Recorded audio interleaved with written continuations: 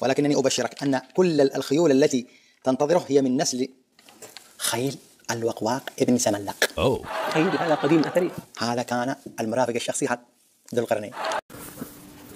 على من انتهى إلي علمكم بأحاديث المهدي المنتظر، قد تتعجب إذا قلت لك جلها لا يثبت، ولا أعرف حديثا ثابتا فيه اسم المهدي، إنما كله مضاعف.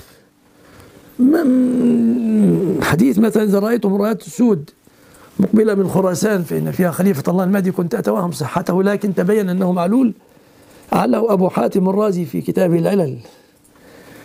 الأخ يسأل لماذا لم تذكر أحاديث المهدي في الصحيحين أو أحدهما؟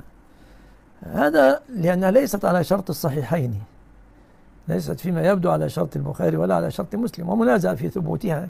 أحاديث المهدي ليست بالدرجة القوية في الثبوت. بارك الله فيك.